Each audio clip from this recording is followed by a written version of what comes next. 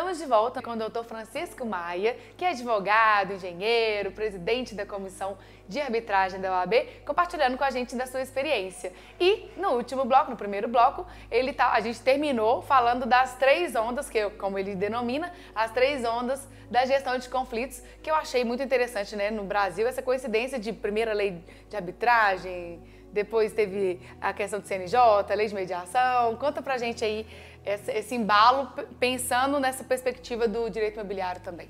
Como eu disse, a terceira onda, então, foi a mediação. E hoje, nós estamos esperando qual será a quarta onda.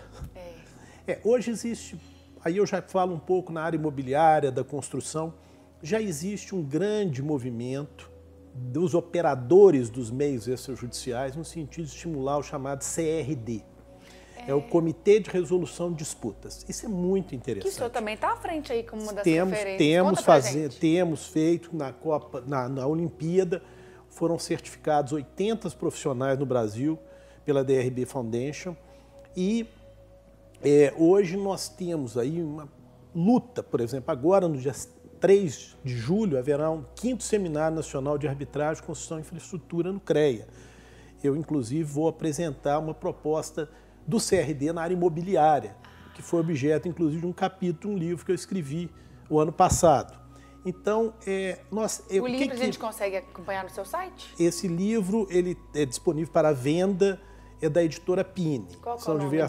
Chama CRD. CRD. É bom que a gente vai... CRD, Comitê de Resolução de Disputas. E o que acontece é o seguinte, esse mecanismo, ele pode ser uma junta de 3 especialistas, engenheiros, advogados, pode ser até contadores, como pode ser uma pessoa só, que eles acompanham todas as fases de desenvolvimento de uma obra. Então, a partir do momento que o problema surge, ele age. Então, ele age em tempo real, ele visita a obra mensalmente, ele faz reuniões, ele acompanha os relatórios. Então, eu chamo, inclusive num livro que agora a IOB vai lançar, provavelmente início de julho, também eu fui convidado a escrever um capítulo e eu chamei o seguinte, formas dinâmicas de soluções de conflitos. Por quê? Ela é dinâmica porque ela é do dia a dia. Há um acompanhamento sistêmico da obra. Outras questões também... Aí a empresa, ela desde o contrato, ela opta... Empresas, por exemplo. Eu vou dar um exemplo básico que existe no Brasil, exemplo prático. A linha 4 do metrô de São Paulo, linha amarela, é um financiamento do Banco Mundial. O Banco Mundial exige a presença desse comitê. Sim. Então... Por uma questão de cautela, né? Como o senhor disse. Olha, peraí, a gente vai esperar o problema acontecer para cuidar, né? Não é muito melhor na hora? Então, esse comitê, eles se reúnem mensalmente, digamos, a primeira segunda-feira do mês. Então, sentam na mesa os membros do comitê, o metrô, as construtoras. Como que foi a evolução esse mês? Esse mês nós tivemos um problema tal. Aí, como é que tá? Não, nós estamos esperando para resolver. E podem, então, acionar este comitê para agir. Então, é extremamente interessante. Estão surgindo outras formas, Grazi, porque hoje existe um consenso, eu acho que é natural, não vamos para o judiciário. Existe um sentimento de desjudicialização dos conflitos. Inclusive, o senhor coordenou aí um evento na OAB de pacto de não judicialização. Esse é um evento inicial, porque nós estamos dando continuidade, estamos assinando outros aderentes a esse pacto aberto, ele não é só um dia. Qual que é a vantagem para as empresas, para elas entenderem? Eu acho que a grande vantagem é uma questão cultural, porque toda a nossa barreira é cultural. Quando uma entidade, uma grande empresa adere, ela entra no espírito da desjudicialização, porque a judicialização do conflito, ela traz 3 ônus a quem entra numa ação judicial. É o ônus temporal, o ônus financeiro e o ônus psicológico. Temporal, a pessoa demora sabe demais. Quando começa, mas não tem ideia quando termina. Financeiro, os custos de uma demanda judicial são imponderáveis. É um recurso, é uma perícia, é um deslocamento, é um bloqueio de uma conta que você perde um dinheirão. E o psicológico. Quantas vezes eu já vi gente falar o seguinte, eu não sei se eu vou ganhar ou perder, eu quero que isso acabe. Verdade. Entendeu? Do ponto de vista das empresas, existe um dado que é importantíssimo. Segundo a pesquisa do CNJ, que é o Conselho Nacional de Justiça, o judiciário brasileiro gasta 1,3% do PIB com o judiciário. E as empresas gastam 2,01% para tocar as ações. Se você somar os dois, representa um número superior a 200 bilhões de reais. Nossa. Então, tudo isso é recurso que está sendo drenado. Então, por exemplo... E muitas vezes não resolve o conflito. Não. Resolve a demanda aparente, mas o conflito continua. Continua. Então a pessoa gasta um dinheiro, tem todo esse desgaste desses 3 ônus que o senhor disse e ainda não consegue sair satisfeito. Quando o conflito mal resolvido não gera filhotes, não geram mais conflitos. Isso é um problema. Na área de família é muito comum.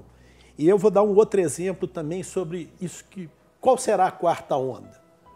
Nessa área técnico-jurídica, está começando a surgir, já com alguma frequência, a figura da avaliação neutra.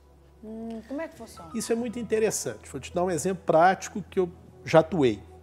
Uma empresa realizou uma obra para uma corporação. Durante a obra, eles tiveram uma série de problemas, aditivos, atrasos, imprevistos. Então, a obra está se finalizando. Então, em vez de sair para uma arbitragem, para uma demanda judicial, que é o pior dos mundos, eles contratam um parecer independente de alguém que seja da confiança recíproca e sobre este parecer eles negociam. Agora, este parecer ele tem um condão de orientá-los. Agora, se não resolver amanhã numa futura demanda, isso é elemento de prova. Então, é porque fica documentado. Documentado, então. É um parecer escrito. É uma... Então gera uma segurança para as pessoas. Né? Inclusive para terceiros, por exemplo. Se for uma empresa pública, ela tiver que prestar contas a um tribunal de contas, uma empresa de capital aberto que tem que prestar conta para acionistas, e isso vindo de um terceiro neutro, imparcial, e que tenha conhecimento do assunto, isso facilita muito. Então, eu acredito... Voltando, nós falamos da primeira, segunda e terceira ondas que já existiam. E a possibilidade da quarta. Da quarta onda, eu acredito que são novos métodos. Inclusive, eu quero até convidar as pessoas que têm interesse. Existem algumas publicações que nós temos disponibilizado no site meu pessoal, mas são publicações institucionais.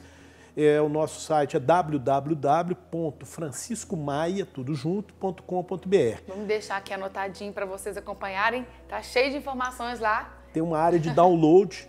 Nós ótimo. temos cartilhas, temos inclusive livros que foram publicados pela OAB durante esses últimos anos, onde eu também, você acompanhou, eu tenho uma atuação no Conselho Federal, nessas comissões nacionais, e a gente ajudou aí a construir algumas obras coletivas e não tem condão de comercial, é justamente para orientar as pessoas, trazer informações.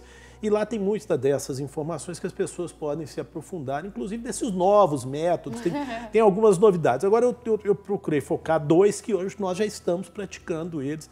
E a área imobiliária é uma área muito fértil, é uma área que você tem uma série de atores, por exemplo. A semana passada estive em São Paulo, na Associação Comercial, conversando sobre essa questão da área imobiliária e construção. Então, um dos slides que eu mostro nessa apresentação são todos os atores.